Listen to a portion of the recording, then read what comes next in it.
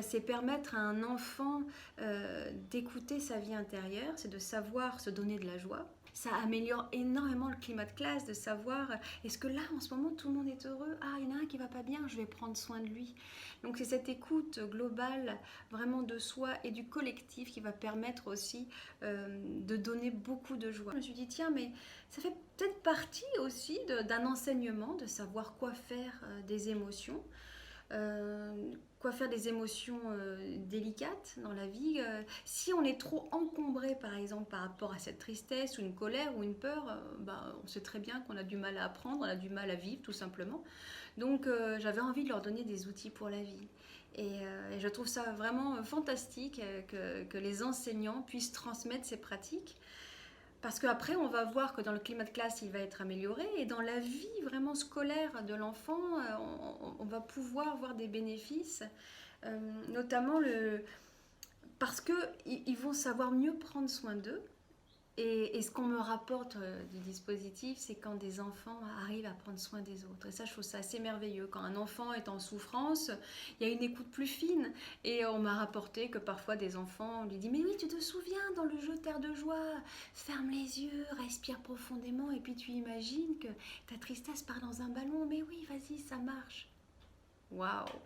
Est-ce que vous n'avez pas envie d'être cet enseignant qui permet à cet enfant, en fait, de gagner en maturité et en générosité, et puis on peut imaginer que ça va donner un adulte beaucoup plus épanoui parce que plus conscient de ses émotions.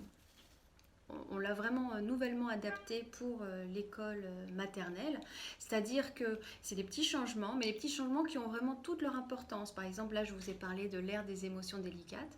Pour l'école maternelle, ça va être le cocon des émotions délicates. Et puis, il y a beaucoup de dispositifs, d'agencement de la classe qui vont être différents. Il y a des propositions qui vont être encore plus approfondies pour ce petit âge. Et d'ailleurs, quand j'ai testé le dispositif au début chez les enfants, je leur demandais « Mais pourquoi tu aimes tant jouer à Terre de joie ?»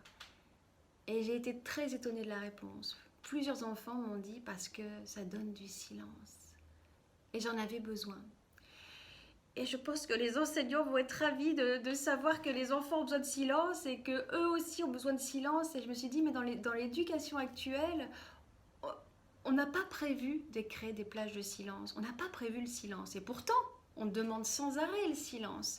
Mais ça serait un silence imposé, alors que là, ça serait un silence pleinement vécu et demandé. Ce n'est pas « je veux que la classe fasse silence », c'est « venez, on fait silence et on est heureux dans cet endroit-là ».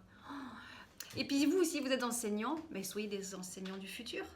Les enseignants du futur, c'est quoi pour moi? C'est, du futur et déjà de maintenant, c'est ceux qui amènent de la joie, alors que du point de vue l'extérieur, nous sommes en difficulté. Mais justement, c'est bien parce que nous vivons parfois des moments difficiles dans la vie qu'il faut nourrir ces espaces intérieurs. Merci à vous. La joie, c'est une décision.